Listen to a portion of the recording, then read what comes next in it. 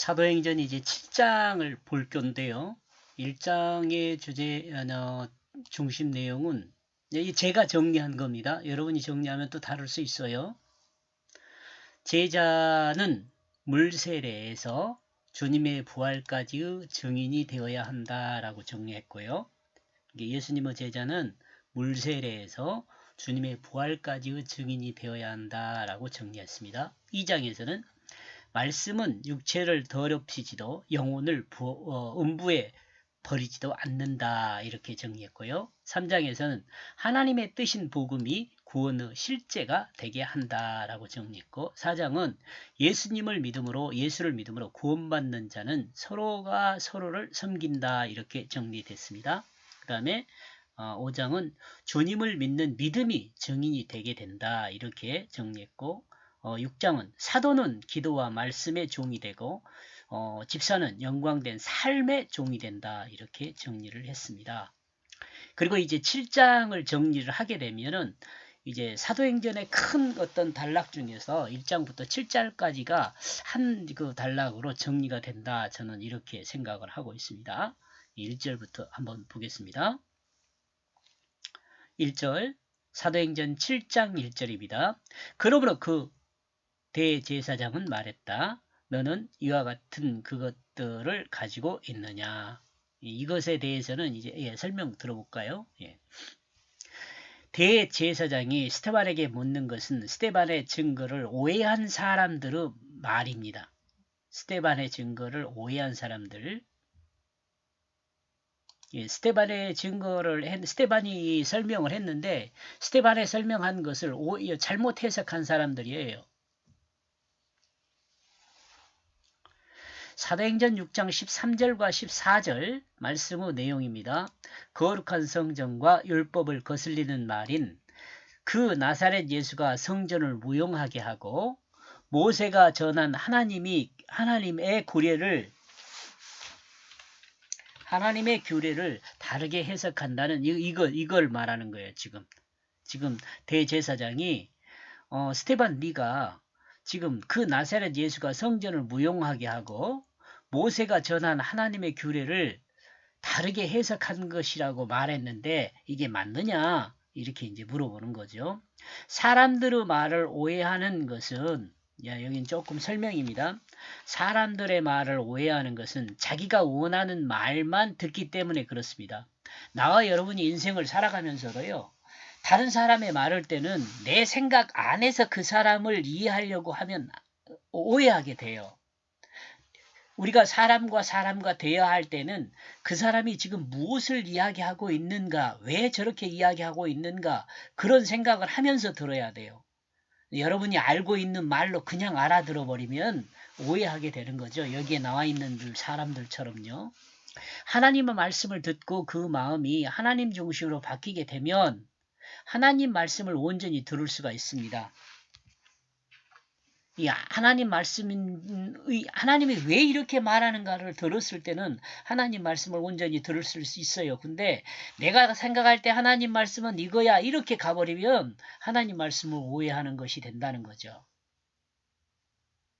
네, 하나님 중심으로 그러면 성경을 읽고 성경 말씀을 듣는다는 것이 뭐냐? 이게 이제 약간 그 신학적인 내용이 들어가야 하잖아요. 하나님 말씀은 이렇게 해석되어져야 한다라고 신학교에서 공부를 해요. 그게 신학이죠, 신학. 하나님을 아는 방법.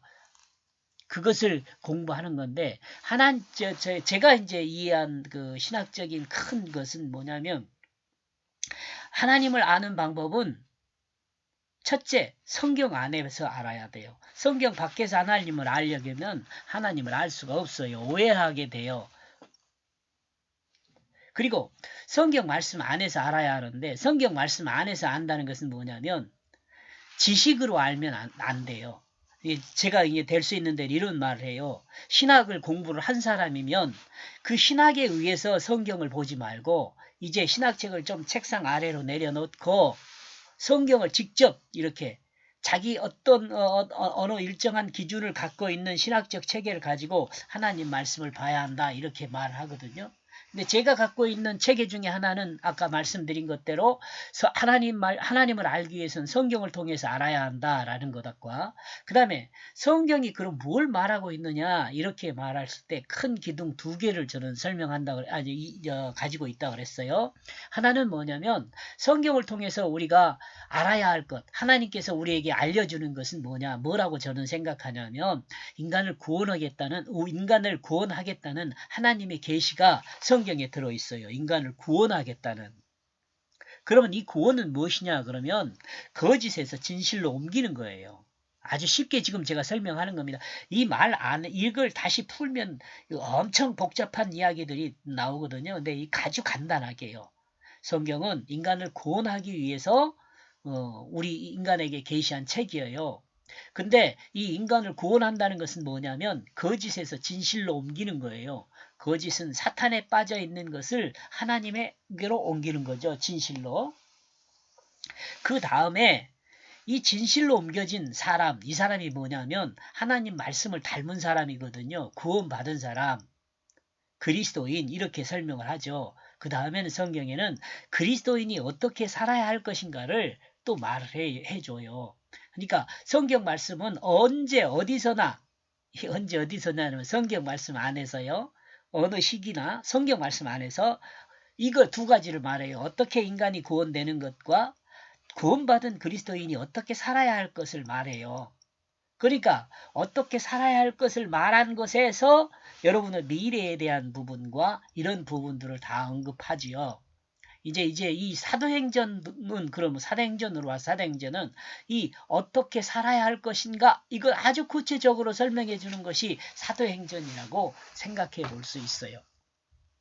그러면 이 어떻게 살아야 할 것인가를 사도행전이 말하니까 어떻게 구원받는가 그것은 말하지 않느냐? 아니 그렇지 않아요.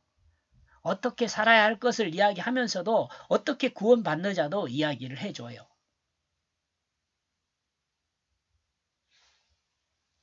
이제 이게 제가 갖고 있는 큰 신학적인 틀이죠.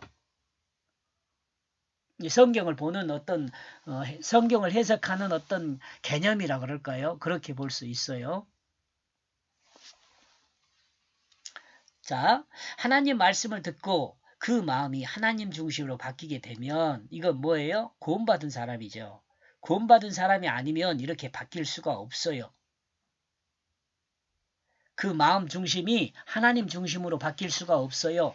진실한 사람이 될 수가 없어요. 구원받지 못한 사람은. 하나님 말씀을 온전히 들을 수 있어요. 진실한 마음을 가진 사람이 온전히 들을 수 있어요. 그러나 여전히 자기 중심을 가지고 있다면 하나님 말씀도 자기 마음에 옳은 대로 듣게 됩니다. 하나님 성경도 자기 마음대로 해석할 뿐만 아니라 설교를 들어도 자기 마음대로 이해해요. 목사님이 아무리 성경 말씀의 진리를 설명한다 해도 그 목사님 말씀을 하나님 말씀으로 알아듣지 않고 자기 마음대로 해석해요. 자기 지식으로. 이런 사람 어떤 사람이라고요? 성령을 받지 못한 사람, 구원받지 못한 사람이에요. 그 교회 안에 이런 사람이 있느냐? 미안합니다. 있습니다.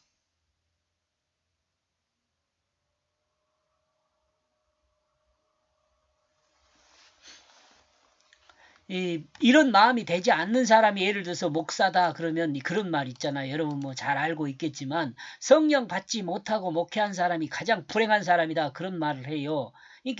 그러니까 그 말은 무슨 말이냐면 하나님의 마음으로 이 하나님 중심, 하나님 말씀 중심으로 마음이 바뀌지 않는 상태에서 성경을 해석하고 이런 사람은 참 앞에 말한 그런 사람이 되는 거죠. 이와 같은 사람은 하나님 말씀을 오해하게 돼요. 예수님은 성전에서 드리는 피 제사를 그 실체로 오셨습니다. 그 실체를 완성하셨습니다. 피는 이 성전에서 드리는 피 제사는 뭐냐면 이 로마서에도 여러분 보면 알겠지만 여러분 혹시 제가 설명한 내용을 혹시 공부한 내용을 들으면 알겠지만 로마서에서 그래요. 이걸 뭐라 그래요? 그림자라 그래요. 그림자. 어떤 틀이라 그래요. 그러니까 그 모형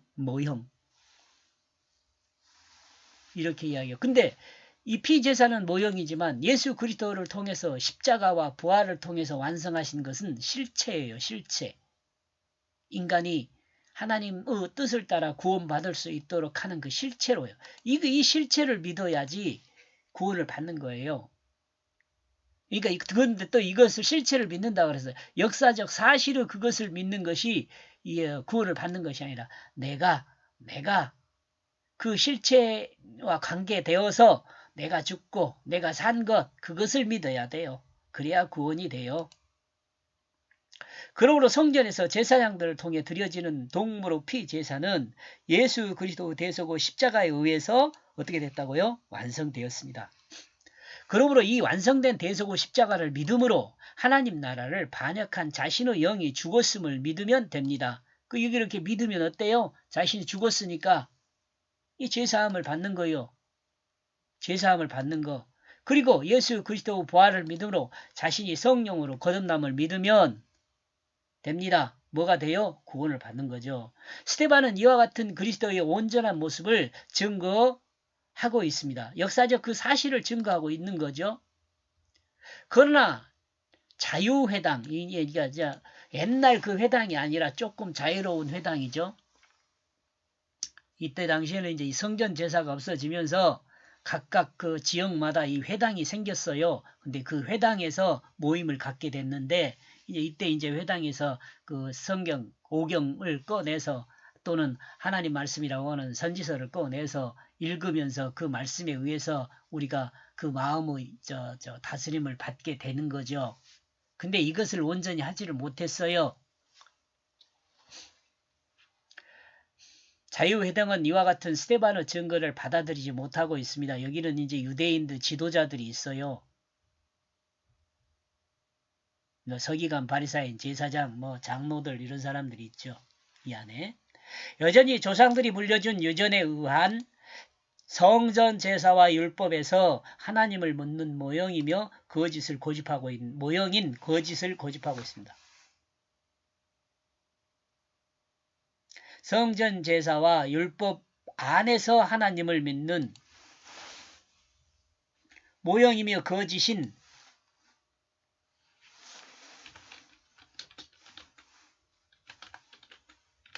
그것을 고집하고 있어요. 그러므로 십자가 부활의 하나님 계시의 실체를 알아보지 못한 거죠.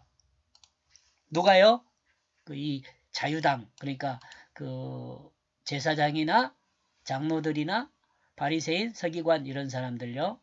이런 사람들이 이 예수 그리스도 십자가와 부활이 실체라는 것을 받아들이지도 않을 뿐더러 믿지도 않아요. 많은 목회자가 개혁을 원합니다. 지금 이 시대에도 그러거든요.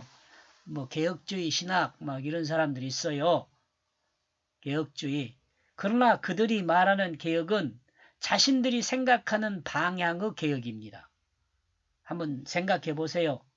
개혁주의 신학 이런 거 많이 있는데 혹시 내가 원하는 신학이 개혁이라고 생각하고 그 개혁을 원하는지 생각을 해봐야 돼요. 마치 제사장들과 서기관들이 거룩한 성전과 율법을 그대로 유지하면서 자신들의 자리와 권위는 그대로 유지하면서